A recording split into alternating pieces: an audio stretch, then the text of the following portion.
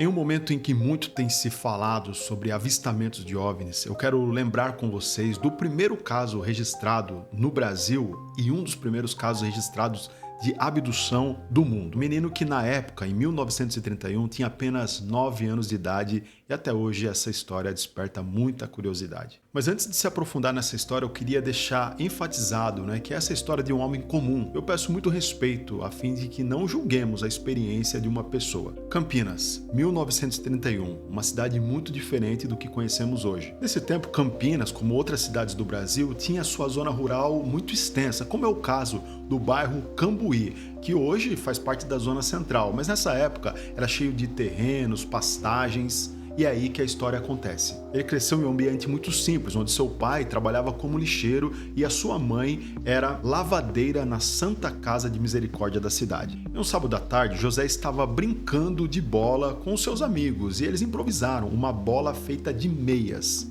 Por volta das 5 horas da tarde, ele se despediu de seus amigos e foi caminhando para sua casa.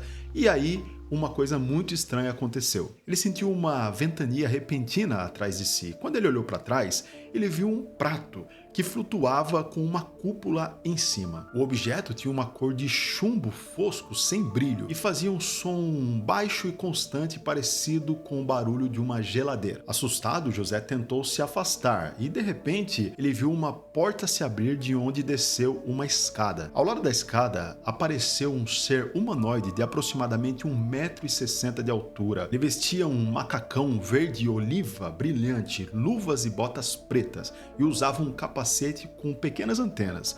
O ser segurou José pelo ombro e o conduziu para dentro do objeto. Lá dentro, José descreveu um ambiente iluminado por uma luz amarela no teto, com painéis cheios de botões coloridos e poltronas organizadas ao redor. Outros seres semelhantes apareceram, entre eles uma que parecia como uma mulher, por ter cabelos longos e traços delicados. Eles não falavam, mas emitiam sons que pareciam incompreensíveis. Enquanto isso, José foi submetido a uma série de exames, o qual examinava os seus olhos, as suas mãos e até os seus pés foram analisados. Após tudo isso acontecer, José foi deixado no mesmo local, porém uma coisa foi estranha. Pareciam que horas já tinham se passado, pois já era tarde da noite. Ao chegar em casa, José encontrou seus pais desesperados e aí ele contou toda essa história, mas ninguém acreditou nele. E foi somente após muitos anos que José decidiu contar essa história para jornalistas, pesquisadores, porque entendia que essa história não merecia ser esquecida.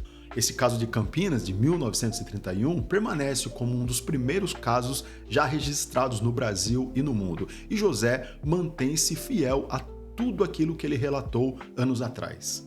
O que chama muita atenção e deixa esse caso surpreendente é por contrastar com uma simplicidade dessa cidade de Campinas e pela vida de José. E ao mesmo tempo ele descrever esses aparatos tecnológicos, um relato que parece muito convincente. Assim como este relato, existem vários outros, várias pessoas que muitas vezes são incompreendidas e julgadas como fossem pessoas em surto, em delírio, alguma coisa assim. Mas eu queria saber de você, o que você achou desse relato e se você tiver alguma experiência, deixa aqui nos comentários. Um grande abraço.